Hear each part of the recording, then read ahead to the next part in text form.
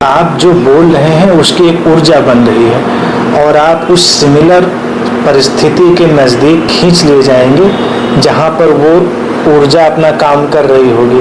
तो कई बार जो लोग बेवजह ऐसी बातें बोलते रहते हैं, मुझे इस बात से बहुत डर लगता है, मुझे इस बात से बहुत डर लगता है, उन्हें ये नहीं पता कि उससे मिलती जुलती ऊर्जा काम करना प्रारंभ कर देगी और उधर वो खींच जाएंगे। डर है उसको अपनी ध्यान की ऊर्जा में देख सकते हैं, बोले नहीं, क्योंकि बोलना खतरनाक होता है इस अर्थ में क्योंकि जब आपने बोला तो किसी चीज को फिक्स कर दिया, उसको क्रिस्टलाइज कर दिया, इसीलिए बोलना खतरनाक होता है। इसीलिए जिनको मंत्र हम कहते हैं, मंत्र यही बोलना है। मंत्र में हम भाव ही तो बोलते हैं। जो मंत्रों का उपयोग करके कोई भी प्रभाव डाल देते हैं वो मंत्र के भाव को जानते हैं। तुम कई बार मंत्र तो पढ़ते हो लेकिन तुम्हें उसका भाव तो पता नहीं होता, ना तुम उसमें भाव डाल पाते हो तो उसका परिणाम नहीं आता। लेकिन भाव से भरकर बोला गया शब्द परिणाम डाल देते हैं। तो लोग बोलते रहते हैं, उनको पता नहीं होता कि हम बोलने से पहले सारे सुधार कर सकते हैं।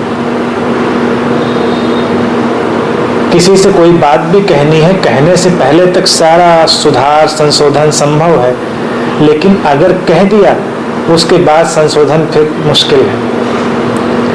और अस्तित्व को भी तुम इन अर्थों में व्यक्ति की तरह से मान सकते हो। आकाशिक रिकॉर्ड की अगर हम बात करें तो उसे भी तुम एक मशीन की तरह से मान सकते हो। जैसे रिकॉर्डिंग मशीन है तो तुम क्या सोच रहे हो, तुम्हारे सोचने का भी प्रभाव जा रहा है बेशक, लेकिन तुम्हारे बोलने के साथ ही रिकॉर्डिंग मशीन उसे रिकॉर्ड कर लेगी।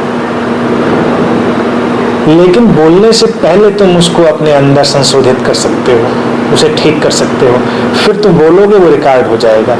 और वो बोली रिकॉर्डिंग को इरेज किया जा सकता है। हाँ, इरेज कर सकता है। अगर हम टेप रिकॉर्डर को इरेज कर सकते हैं तो आकाशिक रिकॉर्ड्स को भी इरेज कर सकते हैं। और ऊर्जा चाहिए होगी। और सोच को अगर सोच रहेगा सोचने से भी हो जाता है। सोचने से भी होगा, लेकिन सोचने से ज्यादा प्रभावशाली उसको शब्द दे देने से होता है। शब्दों को इरेज कैसे करें? सोच वेग होती है। देखिए, सोच अस्पष्ट होती है। कई बार सोच अगर आपकी केवल है तो वो इधर उधर हटाई जा सकती है, लेकिन जिस सोच का प्रभाव आता है अगर आप उसको देखेंगे वो भी शब्द का रूप ले चुकी होती है, वो क्रिस्टलाइज हो चुकी होती है, आपके अंदर भाषा बन चुकी होती है, वो सोच अपना काम करती है। तो अब जिस सोच के शब्द अंदर बन रहे हैं और बाहर आएंगे उनमें बहुत बारीक फासला रह गया है कि वो बाहर आए या आपके अंदर रह गए। शब्द बन गए हैं, इसीलिए प्रभाव डाल देंगे। सोच में अहंकार में जो है बहुत सारे परिवर्तन आता है। जिससे कोई चीज सोची कि आजकल बहुत स्वस्थ चल रहे हैं, बहुत बढ़िया, ऐसे ही तुरंत जो है उसका नहीं तो जब किसी चीज में लगी है ये काम बहुत बढ़िया हो रहा है, ये इसलिए अहंकार आया तो फौरन उसका जो है तो बहुत जल्दी उसका हो, क्योंकि वो जो सोच है ना वो सकारात्मक रूप से नहीं है। आया अहंकार जैसे बहुत दिन से बुखार नहीं आया, हम ठीक है, उससे भी बुखार आ जाएगा। और जैसे शरीर सोच सकारात्मक या ये सोच देखिए नकारात्मक इसलिए है क्योंकि जब आप इस पे सोचना प्रारंभ करते हैं कि मैं बहुत स्वस्थ हूँ, तो अंदर इंटरनली आपका ध्यान आपकी बीमारी की तरफ मुड़ गया है।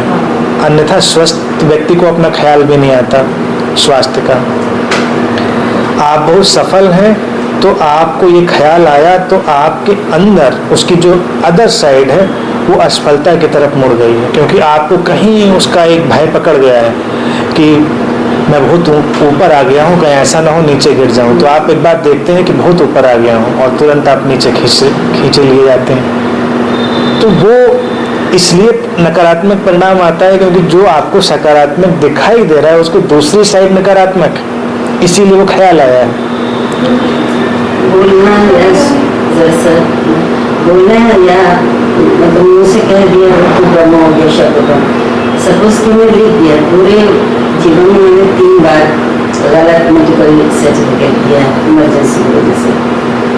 तीनों बार मुझे वही बीमारी हुई जो कि उसमें लिख के उनको दिया गया। दांत की बीमारी बहुत कम होती है, लेकिन मैंने सर्टिफिकेट दिया और दूसरे दिन दांत सूज के इतना बड़ा हो गया, मुझे कहीं बाहर जाना था, उसी में मुझे बाहर जाना पड़ा। इसके देखिए, इसके शिकार वो लोग ज़्यादा होंगे, इसीलिए मैं कह रहा हूँ सावधान में रहना पड़ेगा। जो ध्यानी हैं, जो अच्छे साधक हैं, वो जल्दी शिकार हो जाएंगे क्योंकि उनकी ऊर्जा सक्रिय है, उनकी अवेयरनेस अपना काम कर रही है और वो ये करते हुए भी कहीं थोड़ा सा अपराध बोध में भी जाते हैं। उन लोगों पे काम इसका असर थोड़ा कम पड़ेगा जो उतने सजग नहीं है, जिनकी ऊर्जा उतनी सक्रिय नहीं है, क्योंकि वो करते हुए भी उतने सजगता से भरे नहीं है। तो ध्यानी व्यक्ति के लिए मार्ग और खतरनाक हो जाता है। तो ये हो सकता है ऐसा अगर, और लिखने की बात है, लिखना और बोलना करीब करीब एक ही जैसी बात है। लिखने में इसीलिए कई कल्चर्स में अपनी जो बहुत सारी बातें हैं उनको लिखकर अभिव्यक्त करने की परंपरा रही है। जैसे तिब्बतन संस्कृति में जो मंत्र हैं उनको लिखना भी उतना ही महत्वपूर्ण माना जाता है जितना उनको बोलना। तो लोग उनको लिखते रहते हैं मंत्रों को बहुत बार, और जितनी बार उनको लिख लेते हैं भाव से, वो मानते हैं कि उतनी बार उस मंत्र की ऊर्जा प्रभावशाली हो गई है। इसीलिए उसमें प्रेयर व्हील का उपयोग करते हैं जिसपे मंत्र लिखकर लोग अपने घरों में लगा देते हैं। तो मानते हैं उस लिखे हुए शब्द को देखना और उसे छूकर उसे सक्रिय कर देना, वो भी उस शब्द को सक्रिय कर देना है। इसीलिए प्रेयर व्हील घुमाते रहते हैं। लिखा हुआ है, आप उसे पढ़ रहे हैं, शब्द बन रहा है। विज्ञापन में भी शब्द का उपयोग कर रहे हैं क्योंकि विज्ञापन में एक शब्द लिखा हुआ है, आप उसे पढ़ते हैं और वो आपके ऊपर काम करना शुरू कर देता है। तो लिखना, बोलना, ये सारी चीज़ें करीब करीब थोड़े बहुत मीडियम के फर्क के साथ एक ही जैसी हैं, उनके परिणाम आते हैं। इनोसेंस में कई बार निर्दोष भाव में आप जब कोई बात कहते हैं तो वो अलग बात हो जाती है। कभी कभी आप निर्दोष होते हैं, आपके अंदर कोई नकारात्मकता नहीं होती है, कोई आप बस जैसे बहुत ही सहज भाव दशा में अपने जीवन का आनंद ले रहे हैं, अपने स्वास्थ्य का आनंद ले रहे हैं। आप अपने आसपास के किसी भी वातावरण का आनंद ले रहे हैं और आप बहुत सजग, बहुत होश से भरे हुए, तो आवश्यक नहीं कि इसका कोई नकारात्मक परिणाम होगा, क्योंकि ये एक सहज भाव दशा है। जैसे ध्यान में हुए आप, ध्यान के बाद आपको बड़ी आनंद की या शांति की अनुभूति हुई, आप उसे अनुभव भी कर रहे हैं, उसे अभिव्यक्त भी कर रहे हैं, लेकिन इसकी कोई अदर साइड नहीं है, ये सहज भाव दशा है। जैसे डॉक्टर साहब ने कहा कि ऐसी अवस्थाओं में स्वास्थ्य का अनुभव, सफलता का अनुभव, उसमें कहीं ना कहीं हमारे अहम की भूमिका होती है। जैसे कुछ लोग बहुत मेंटेन करके अपने स्वास्थ्य को चल रहे हैं, तो वो कभी कभी देख सकते हैं शीशे के सामने कि हमने अच्छा मेंटेन किया है, तो उसकी नकारात्मक साइड लौट आएगी। एक है कि आप अनुग्रहित हो सकते हैं, जैसे आप स्वस्थ हैं तो अस्तित्व के प्रति आप ग्रेटिट्यूड में हो सकते हैं, आप प्रेयरफुल हो सकते हैं, तो वो अलग साइड हो गई कि अस्तित्व ने आपको इतना स्वस्थ रखा है तो आप इसके लिए अनुग्रहित हैं। आपका कोई योगदान नहीं था, आपकी कोई भूमिका नहीं थी, आप इस योग्य भी नहीं थे, लेकिन फिर भी इतना आपके साथ हुआ है, अस्तित्व ने इतना सहयोग आपको किया है, तो आप अनुग्रहित हैं उसके लिए।